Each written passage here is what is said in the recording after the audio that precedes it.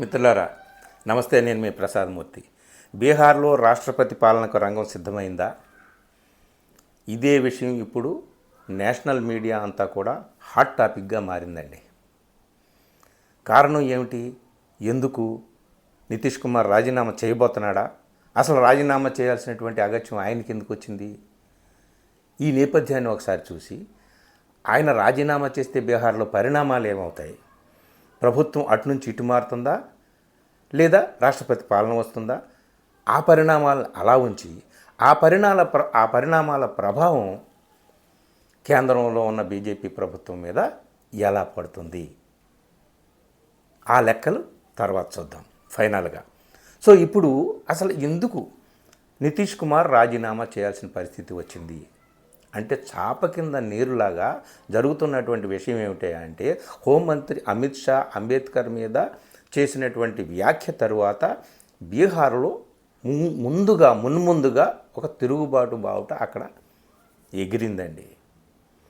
నితీష్ కుమార్ మౌనంగానే ఉన్నప్పటికీ అక్కడ దళిత వర్గాల నుంచి అక్కడ నిరసన ప్రారంభమైంది. చిరాగ్ పాస్వాన్ కానీ, మాజీ ముఖ్యమంత్రి మాంఝీ కానీ, హమ్ పార్టీ ఆయన నాయకుడు ఆయన కానీ, వాళ్ళకి 6 సీట్లు ఉన్నాయి అక్కడ. సో వాళ్ళు కూడా మౌనంగా ఉన్నారు.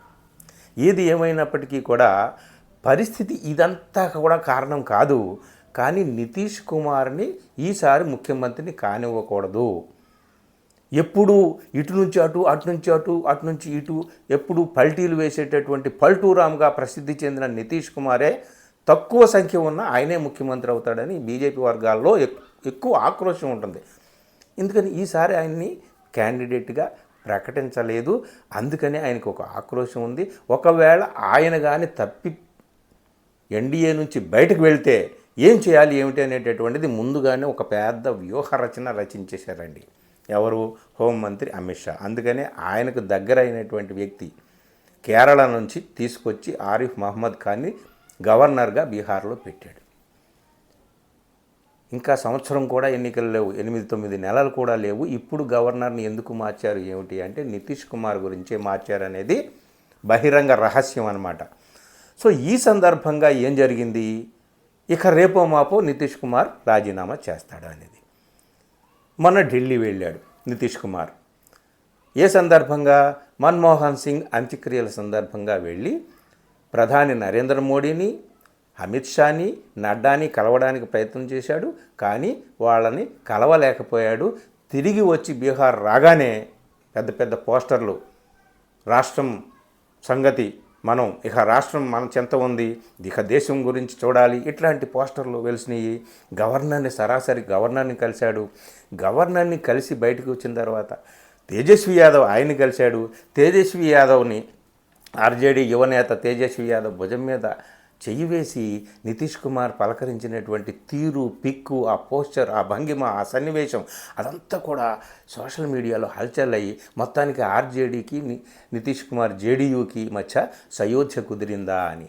ఈ మధ్య ఏం జరిగింది? ఆర్జేడీ అధినేత లాలూ ప్రసాద్ యాదవ్ దగ్గరికి వెళ్ళి పత్రికలో వాళ్ళు మైక్ పెట్టి అడిగితే ఆయన వస్తే మళ్ళీ తీసుకుంటారంటే, హమ్ స్వాగత్ కరేంగే, ఓ మేరా మిత్ర అన్నాడు. అంటే ఒక గ్రీన్ సిగ్నల్ ఇచ్చేశాడు, ఒక క్లియర్ సంకేతాన్ని ఆర్జేడీ నేత పంపించేశాడు జేడీయూ నేత నితీష్ కుమార్కి. వాళ్ళిద్దరూ ఎవరు అంటే, పూర్వకాలంలో జయప్రకాష్ నారాయణ మూవ్మెంట్ నుంచి కూడా వాళ్ళిద్దరూ మంచి దోస్తులు. సో ఇదండి. సో నితీష్ కుమారు పల్టూరాముగా ప్రసిద్ధి చెందినటువంటి వాడు కదా. 2014, 15, 17, 22, 23 అనేక సందర్భాల్లో ఇటు నుంచి అటు, అటు నుంచి ఇటు, ఎటు వెళ్ళినా తన ముఖ్యమంత్రి పదవిని కాపాడుకోవడమే పరమోద్దేశం ఆయనకి. సో ఈ పరిణామాలన్నిటి నేపథ్యంలో జరుగుతున్నది ఏమిటయా అంటే, ఖచ్చితంగా నితీష్ కుమార్ ఇక రేపో మాపో రాజీనామా చేస్తాడనేటటువంటిది ఉంది. అయితే రాజీనామా చేస్తే ఏం జరుగుతుంది? బీహార్లో ఏం జరుగుతుంది? ఆ పరిణామాల ప్రభావం ఢిల్లీలో ఎలా ఉంటుందనేది చూద్దాం, లెక్కలు తీద్దాం. ఇప్పుడు బీహార్లో ఏం జరుగుతుంది? ఒకవేళ నితీష్ కుమార్ రాజీనామా చేసి ఆర్జేడీతో చేతులు కలిపితే ఇద్దరూ కలిసి ప్రభుత్వాన్ని ఏర్పాటు చేస్తారా? ప్రభుత్వాన్ని ఏర్పాటు చేస్తే మరి తేజస్వి యాదవ్ని ముఖ్యమంత్రిని చేస్తాడా నితీషు? తానే ముఖ్యమంత్రి అవ్వాలి కదా ఎప్పుడు. దానికి ఆర్జేడీ వాళ్ళు ఒప్పుకుంటారా? సరే వీళ్ళిద్దరూ కూడా ఒప్పుకొని వీళ్ళో ముఖ్యమంత్రి అవ్వడానికి సిద్ధమైతే ప్రభుత్వాన్ని ఏర్పాటు చేయడానికి సిద్ధమైతే బీజేపీ వాళ్ళు ఏమైనా చేతులు కట్టి కూర్చుంటారు? ఎప్పుడు ఇట్లాంటి వేషాలు వేస్తున్నాడు అని చెప్పి వాళ్ళు ఏమైనా చేతులు కట్టి కూర్చుంటారు? అందుకనే కదా గవర్నర్ని అక్కడ తీసుకొచ్చి పెట్టింది. గవర్నర్ రాగానే, ఈ మహమ్మద్ ఆరిఫ్ ఖాన్ రాగానే ఆయన ఇటు అధికారంలో ఉన్నటువంటి బీజేపీని, జేడీయూని నాయకుల్ని అందరినీ కలుస్తూ ప్రతిపక్ష నాయకుల్ని కూడా, ఆర్జేడీ నేతల్ని కూడా, రాబరీ దేవ్తో సహా అందరినీ కలిశాడు. ప్రతిపక్ష నేతల్ని కూడా ఎందుకు కలుస్తున్నాడు గవర్నరు? ఒకవేళ గవర్నర్ పాలన అక్కడ పెడితే ఒక ముస్లిం నాయకుడిని గవర్నర్గా అక్కడ పెట్టడం, ఇదంతా కూడా ఏదో తికరంబాజీ జరుగుతుంది, మొత్తానికి నా సింహాసనం కింద పునాదులు కదిపేటటువంటి పరిస్థితి ఏదో, వ్యూహరచన ఏదో జరుగుతోంది కేంద్రంలో అని చెప్పి నితీష్ కుమార్ గమనించాడు. అందుకని ఆయన రాజీనామా చేయడానికి సిద్ధంగా ఉన్నాడు. ఇదండి. సరే, అక్కడ ఏం జరిగినా పోనీ చిరాగ్ పాస్వాన్ని కలుపుకొని ప్రభుత్వాన్ని బీజేపీ ఏర్పాటు చేసే అవకాశం ఉందంటే అంత సంఖ్య లేదు. కానీ ఈ సందర్భంలో ఏమిటయా అంటే, అమిత్ షా అంబేద్కర్ మీద చేసినటువంటి వ్యాఖ్య పట్ల వ్యతిరేకత చిరాగ్ పాస్వాన్కి ఉంది, అటు మాజీ ముఖ్యమంత్రి మాంఝీకి కూడా ఉంది, వీళ్ళందరిలోనూ కూడా ఉంది. అంటే బీహార్లో మొత్తం ఓవరాల్గా ఒక వ్యతిరేక రాజకీయ పరిణామాలు సంభవిస్తే ఢిల్లీ పెద్దలకి చాలా కంటకంగా మారేటటువంటి అవకాశం ఉందన్నమాట. సో ఏది ఏమైనా ఢిల్లీ పరిణామాలు ఇలా ఉంటే దీని ప్రభావం ఢిల్లీలో ఎలా ఉంటుంది అనేటటువంటిది ఒకసారి లెక్కలు తీద్దామండి. ఒకవేళ ఈయన కేసు నితీష్ కుమార్ వెళ్ళిపోతే ఏమవుతుంది? టోటల్గా ఎన్డీఏకి ఎంత బలం ఉంది మనకు తెలుసు. ప్రధాని నరేంద్ర మోడీ 2 ఊతకర్రల బలం మీద ప్రభుత్వాన్ని నడుపుతున్నాడు. ఒకవైపు నితీష్ కుమార్, మరోవైపు చంద్రబాబు నాయుడు. ఒక ఊతకర్ర పడిపోయినా పర్వాలేదు, సింగిల్ ఊతకర్రతో కూడా నడవచ్చు. కానీ అది ఎంత కష్టమో మనకు తెలుసు. ఏమాత్రం చిన్న తడబాటు జరిగినా కూలిపోయేటటువంటి పరిస్థితి ఉంటుంది మనకు తెలుసు. కాబట్టి లెక్కలు ఒకసారి తీద్దామండి. జేడీయూ అధినేత నితీష్ కుమార్ జెండా ఎత్తేస్తే ఏం జరుగుతుంది? పల్టూరామ్ జెండా ఎత్తేస్తే ఏం జరుగుతుంది? ఎన్డీఏకి 293 బలం ఉంది కదా, బీజేపీకి ఓన్గా 240 బలం ఉంది కదా, జేడీయూకి ఎంత ఉంది? 12 సీట్లు ఉన్నాయి. ఒకవేళ ఈ 12 తప్పుకుపోతే 293లో ఇంకెంత మిగులుతాయి? 281. అయినా సరే ప్రభుత్వానికి నష్టం లేదు. ఒక 8 సీట్ల దాకా ఎక్కువే ఉన్నాయి కాబట్టి నష్టం లేదు.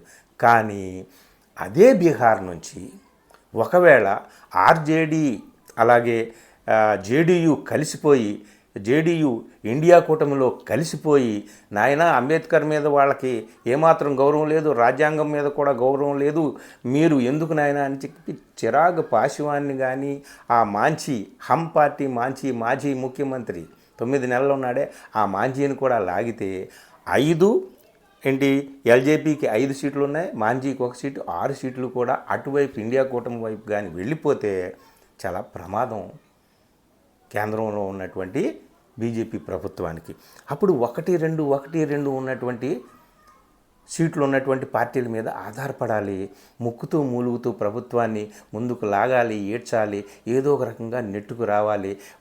వీళ్ళని 1-6 సీట్లు ఉన్నటువంటి వాళ్ళని కాళ్ళ వేళబడి అమ్మా బాబు అంటూ బతిమాలుకుంటూ ప్రభుత్వాన్ని నడపాలి. లేకపోతే కుదరదు. వాళ్ళు బేరసారాలు సాగిస్తారు. ఎవరెవరికి ఎన్నెన్ని ఉన్నాయో చూద్దాం. టీడీపీకి 16 ఉన్నాయి. ఇప్పట్లో చంద్రబాబు నాయుడుతో మనకి ప్రమాదం ఏమీ లేదు, మనకంటే నరేంద్ర మోడీ గారికి, బీజేపీ ప్రభుత్వానికి. అలాగే శివసేనకి 7 ఉన్నాయండి. చాలా జాగ్రత్తగా గమనించాలి మన మహారాష్ట్ర పరిణామాలు. శివసేన గ్రూపు అది ఎటు నుంచి ఎప్పుడు ఎలా మారుతుంది ఏమిటి అనేది. ఆల్రెడీ అక్కడ ముఖ్యమంత్రిని బీజేపీ వారిని చేసినటువంటి ఆక్రోశం అయితే అక్కడ ఒకటి ఉంది, నిరసన అయితే ఉంది. కాబట్టి శివసేనకి 7 ఉన్నాయి. అలాగే హిందుస్థాన్ ఆవామ్ మోర్చా బీహార్ 1 ఉంది, ఎన్సీపీకి 1, ఏజీపీకి 1, యునైటెడ్ పీపుల్స్ లిబరేషన్ అస్సాం అది ఒకటి ఉంది, 1 సీటు ఉంది దానికి. ఆసు జార్ఖండ్ నుంచి 1 సీటు ఉంది, అప్నాదల్ యూపీ నుంచి 1 సీటు ఉంది, సిక్కిం క్రాంతికారి మోర్చాకి 1 సీటు ఉంది. అలాగే జనసేనకి 2, జేడీఎస్కి 2, ఆర్ఎల్డీకి 2. ఇలాగ 1-6 ఉన్నటువంటి పార్టీలు రేపొద్దున మేసం మేలేసేటటువంటి పరిస్థితి ఉంది. ఎందుకంటే 1-6 ఉన్న పార్టీల మీదే ఆధారపడి ముందుకు జరగాలి. పెద్ద పెద్ద బేరాలు కూడా పెట్టవచ్చు. ఒక ఎంపీగా ఉన్నటువంటి పార్టీ కూడా పెద్ద బేరాలు పెట్టవచ్చు అనమాట. సో ఇలాగ ముక్కుతూ మూలుగుతూ ఉండనా ఓడనా అనేటటువంటి ప్రభుత్వం